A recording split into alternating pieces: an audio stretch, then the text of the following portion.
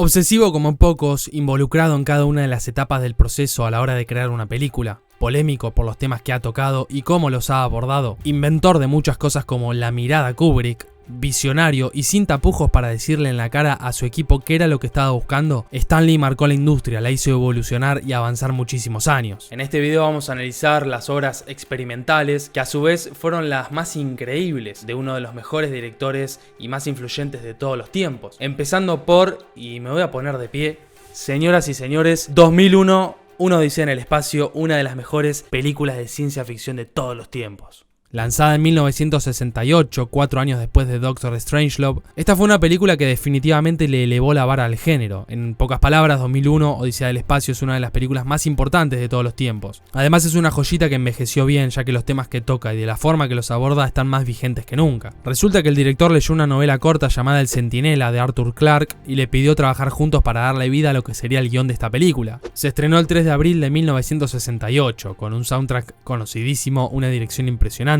efectos especiales hechos a manos por él mismo, adelantados a su época, y también una trama memorable, tan memorable que hasta la película Barbie le hizo un homenaje en la introducción. En fin. Y el único Oscar que ganó Kubrick lo hizo acá. Ganó el premio a mejores efectos visuales. Viéndolo en retrospectiva, ¿debería haber ganado más premios? Yo creo que sí, por lo menos 42, 43 premios más. Su trama se basa en varios sucesos de la historia de la humanidad, partiendo de los primates peleando entre ellos y descubriendo una inteligencia superior. Años después, científicos investigando esa misma inteligencia superior, pero en la Luna. Y finalmente en el futuro. Kubrick nos deja sorprendidos con un debate increíble sobre la inteligencia artificial de la mano de HAL 9000, una máquina que controla todos los mandos de una nave espacial. Sí, el tipo habló de inteligencia artificial en los 60s, un adelantado total. Adelantado a un nivel enfermizo. Por ejemplo, el Dr. Floyd accede a la estación espacial por reconocimiento de voz. Eso no existió hasta 1976. La palanca de mando que aparece en la nave pequeña que se desplaza por la Luna se empezó a usar a comienzos de este milenio. La videollamada recién se desarrolló en 1992. La inteligencia artificial, si bien se inventó en la década del 40, recién hace 25 años se empezó a utilizar. La televisión a color se empezó a comercializar en 1977. El microondas que se ve dentro de la nave se inventó en 1940, pero se empezó a utilizar en 1970, como también la comida para microondas. Y hay muchos más datos de este estilo. Empiezo a pensar que Kubrick fue una especie de Da Vinci cinematográfico del siglo pasado, o que vino del futuro, o que hizo un pacto con el diablo. Además, 2001 es una de las películas con mayor precisión científica que se ha creado. Acá se nota que hubo un trabajo de investigación importante y que Kubrick sabía muchísimo sobre el tema. Algunos de los errores que hoy podemos notar en la película se dieron en base a descubrimientos posteriores a la llegada del hombre a la luna. O sea que en pocas palabras que el tipo le haya pifiado no fue por burro, sino por falta de información. La realidad es que de cada película del director podríamos extendernos mucho más porque da para eso. Nosotros de muchas obras de Kubrick hicimos videos en este canal, por eso te recomendamos pasarte para meter un poquito más de info. Los periodistas utilizan la palabra perfeccionismo para agredirme y me parece injusto. Si intentas hacer algo, procuras que resulte lo mejor posible. Nunca desperdicio ni mi tiempo ni mi dinero, solo trato de hacer bien las cosas. En 1971 el director lanzó otra de sus grandes obras. Desde 2001 Odisea del Espacio llegó a un nivel impresionante donde cada una de las películas que sacaba parecía ser insuperable. Acá estamos hablando de La Naranja Mecánica, mi favorita del director junto a la nombrada anteriormente. Esta película está basada en lo que le sucedió en realidad al autor del libro, Anthony Burgess. En el año 1944, durante la Segunda Guerra Mundial, 4 marines estadounidenses asaltaron, violaron y golpearon a su esposa, que perdió un embarazo por este traumático hecho. Si bien no vamos a explicar de qué va la trama porque probablemente ya sepas, podemos decir que el tema principal de la película es el libre albedrío. Con el experimento Ludovico, Alex había perdido la capacidad de elegir y tomar decisiones por su propio medio. Y si no puede hacer esto, ¿cuál es el sentido de su vida? Está preso de lo que otras personas le metieron en la cabeza. And by taking him over and brainwashing him, of course, he becomes not an individual human soul, but a Clockwork Orange. La grabación de la película fue muy dura para todo el elenco. Acá quedó constancia de la manera áspera de rodar que tenía el director. Malcolm McDowell, el actor que interpretó a Alex Delarge a la hora de grabar las escenas donde se encuentra atado a la silla del cine durante el tratamiento Ludovico, se sentía muy molesto de estar tanto tiempo de esa manera, por lo que hizo un movimiento brusco y sin querer golpeó los ganchos con su brazo, los cuales le lastimaron la córnea de su ojo. Por la noche, un médico tuvo que inyectarle morfina debido al terrible dolor que estaba padeciendo. Cuando se lanzó la película en el año 1971, la prensa inglesa empezó a dar noticias de que los jóvenes estaban robando cada vez más, que violaban mujeres cantando Singing in the Rain, que todo era culpa de Stanley Kubrick. I was very disappointed in the reaction because all they talked about was basically the violence of the piece. El director fue el chivo expiatorio perfecto para justificar todos los males que estaba atravesando la sociedad en ese entonces y para que las personas no asocien los políticos de la película con los reales. Luego de haber sido amenazado en varias oportunidades por teléfono, Stanley le pidió a Warner que retirara la proyección de la película en todo Reino Unido porque lógicamente su vida y la de su familia estaban en riesgo. Luego de retirar la película, los ciudadanos de ahí solamente la podían ver en otro país o comprando una copia pirata. Literalmente que la hayan censurado tuvo el efecto opuesto, ya que las personas estaban intrigadas sobre qué es lo que tenía esa película, por qué la habían censurado o qué mensajes ocultos había en ella. Se convirtió literalmente en una película de culto y hoy es vista como una obra de arte, la cual influyó e influye en muchas personas, en la música, en la vestimenta y demás. Por la maestría en la dirección, la belleza de las imágenes, los planos, la música, la gran actuación de Malcolm, por la riqueza de los personajes y la doble moral de cada uno de ellos, por esa tensión que se vuelve en el ambiente, por el planteo de un mundo distópico y sobre todo por el potente mensaje que se entrega de manera implícita por detrás de la violencia, creemos que esta película realmente es una obra maestra, una película de culto que no está sobrevalorada para nada y que merece ser vista más de una vez. Aquellos que se animan a salir del molde y decir las cosas que se deben decir pero que no todos se animan a decir, son quienes logran las cosas más increíbles, tal como el caso de Stanley Kubrick. Obviamente, todo esto tuvo consecuencias negativas en la vida del director.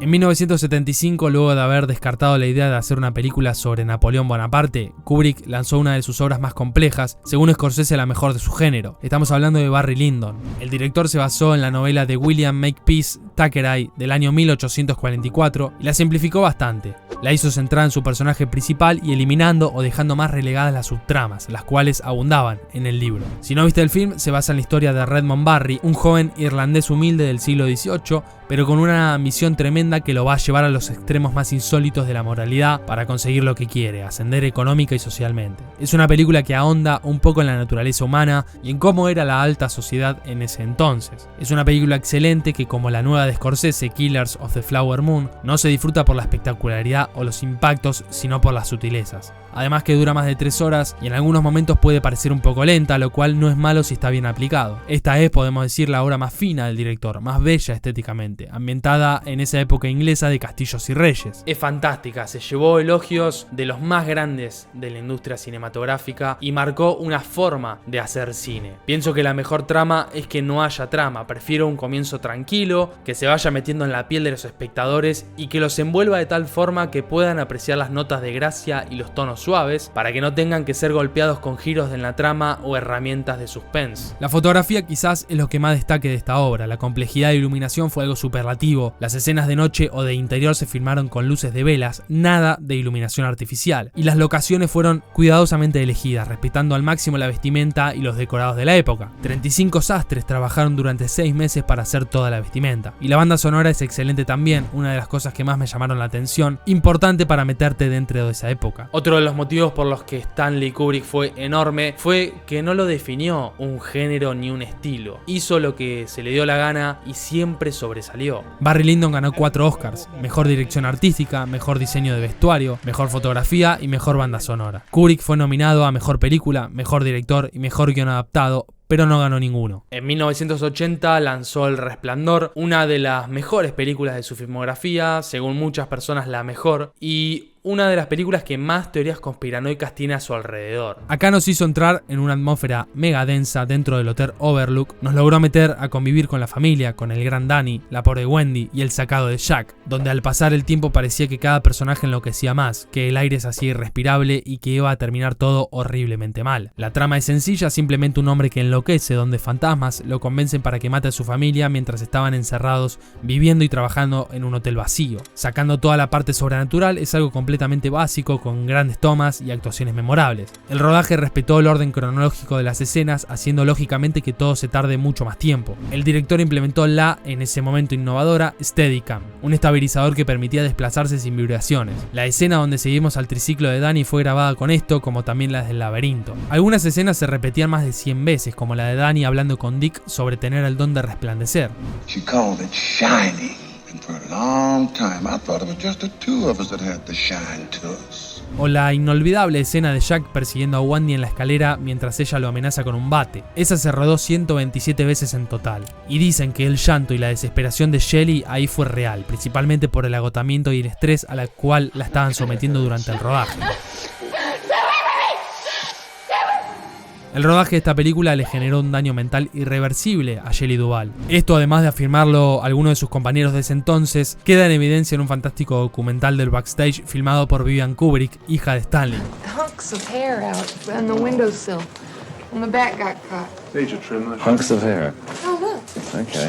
Tras su lanzamiento, la crítica no fue nada buena, ya que este film estaba muy alejado de lo que se consideraba terror en esa época. El tema viene con todo lo que está por detrás, cosas que se encuentran cuando ves la película muchas veces, como hicieron personas que tenían bastante tiempo libre. Las malas lenguas dicen que Stanley Kubrick construyó las imágenes del supuesto falso alunizaje de 1969. Acá no estamos diciendo que haya sido falso, simplemente estamos marcando esta curiosidad. La escena clave en todo esto es la que Danny está jugando con su suéter del Apolo 11, la primera misión espacial que puso un ser humano en la luna, y se acerca a la puerta de la habitación 237, haciendo referencia a las millones de millas que separan la Tierra de la Luna. Y si querés que le demos un poco más de picante a este asunto, recordá que en 1968 Stanley hizo 2001 Odisea en el espacio, y un año después el hombre estaba pisando la Luna por primera vez. Otra de las teorías que le atribuyeron a El Resplandor, aunque con esta voy a muerte porque creo que es cierta, es que la película se trata en realidad del exterminio de los pueblos originarios de Estados Unidos. Hay bastante evidencia que apoya esta teoría. Cuando vi la película con auriculares se puede escuchar al inicio que detrás de la música hay gritos que parecen ser de indígenas, como gritos de guerra. Cuando toda la familia está yendo al hotel, Jack y Wendy comentan que ahí fue donde quedó atrapada la expedición Donner. They were a party of settlers in covered wagon times. They got snowbound one winter in the mountains. They had to resort to cannibalism in order to stay alive.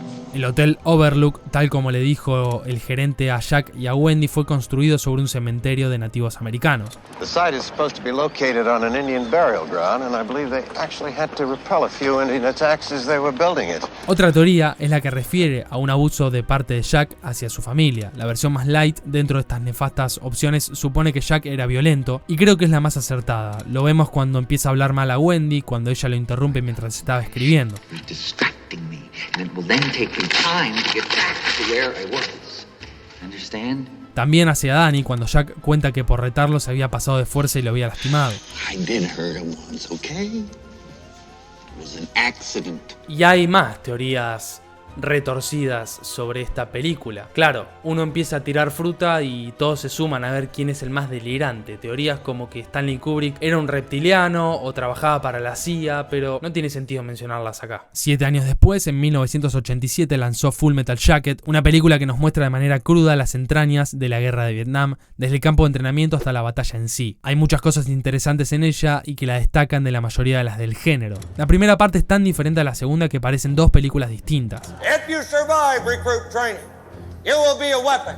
You will be a minister of death, praying for war. En esta primera parte, Kubrick hizo énfasis en el maltrato psicológico y físico por parte del sargento hacia sus reclutas. Mostró que formar soldados rápidamente para la guerra significa quitarles todo lo individualista y hacerlos lo más uniformes posible, como robots que siguen las órdenes de sus superiores y que pierden el miedo a morir y a matar. Quitarles sus ambiciones, sus sueños, sus características más individuales, hasta sus valores. What's your name, scumbag? Sir, Private Brown, sir! From now on, you're Private Snowball. Do you like that name? El eje central de la primera parte sin duda fue la transformación del recluta patoso. Se notaba desde el comienzo que él era el más inocente de todos, que incluso se tomaba todo lo que le ordenaban como un chiste, pero tras los tremendos maltratos físicos y psicológicos del sargento y luego de sus compañeros, como así también la programación, hicieron que este se transforme en una auténtica máquina de matar, en un producto totalmente deshumanizado y hasta casi perfecto del sargento Hartman. You're so ugly you could be a modern art masterpiece.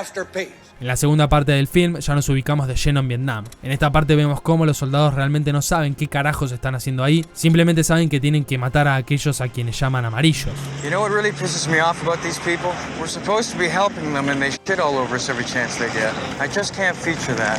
Take it too hard, Rafter, man. It's just business. También vemos cómo los medios de comunicación, representados por Barras y Estrellas, la revista de guerra en la que estaba trabajando el Joker, les importa únicamente transmitir ciertos mensajes para manipular el estado de ánimo de los lectores y no tanto informar, en un paralelismo muy claro sobre cómo en realidad son los medios. Al meternos en la verdadera guerra de la mano de Cowboy, Pedazo de Animal, Ébano, El Rompetechos y toda esa banda de sacados, pudimos ver los traumas que desarrollan las personas que se exponen a semejantes circunstancias. Today is his birthday. Happy birthday, Zipperhead.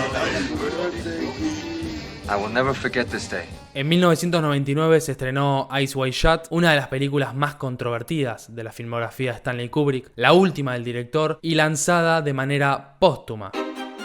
Se basó en la novela Relato Soñado de 1925 del autor Arthur Schnitzler con la adaptación del director y de Frederick Raphael. Tom Cruise y Nicole Kidman son los protagonistas. Él interpreta al reconocido doctor neoyorquino Bill Harford y ella es Alice, su esposa. A pesar de que sus vidas parecen ser perfectas, con dinero, una familia unida y salud, luego de una fiesta ella le confiesa sobre una fantasía sexual que tuvo con un marinero hacía poco tiempo, estando casada con él. Luego de este sincericidio, el doctor se va y termina, gracias a un amigo, queriendo entrar en un círculo secreto de fiestas sexuales, del cual lógicamente hay cosas turbias, cosas que no se deben saber y que tampoco es nada sencillo ingresar. A partir de ahí se va a desarrollar la trama. Si bien a mi criterio esta no es de las mejores películas del director, no está al nivel de Resplandor de 2001 o de La Naranja Mecánica, sí vale la pena ver. De nuevo tenemos un ritmo lento, pero notamos que cada uno de sus planos está perfectamente calculado, muy cargada de simbolismos, siendo el cierre de la carrera del director en total esplendor. Nicole dijo que Stanley es tan exigente y repite tantas veces una misma escena porque busca que el actor se desprenda completamente de su yo y libere todo tipo de autocensura para ser el personaje. El director murió tan solo 4 días después de haberle mostrado esta película a su familia y al elenco en una sesión privada en su casa. La esencia de las artes escénicas es permitir que una idea llegue a la gente sin que la idea se explique claramente. Si algo se dice directamente, deja de ser tan potente como cuando dejas que la gente lo descubra por su cuenta. Y esto lo sostuvo siempre. En sus entrevistas nunca explicó el significado de nada. Quería que el espectador lo entienda como quiera. Tampoco mostraba más cosas por fuera de la película. Una vez terminada cualquiera de sus obras, quemaba todo el metraje no usado. Estamos hablando de cientos de horas por cada película. Así es, señoras y señores, la mente de un genio puede no tener mucha lógica, puede tomar decisiones que parezcan contrarias a lo que hay que hacer, puede pelearse con toda la gente que tiene a su alrededor y parecer una persona nefasta, pero los resultados en este caso están a la vista. Con todo esto concluye nuestro mini documental de todas las películas de Kubrick. Si no viste la parte 1 donde mostramos sus primeros trabajos y su evolución, pasa a verlo. Esperamos que te haya gustado lo que hicimos. Si es así, dale, dejate ese like furioso y esa suscripción. Es gratis y a nosotros nos ayuda un montón. Hasta la próxima.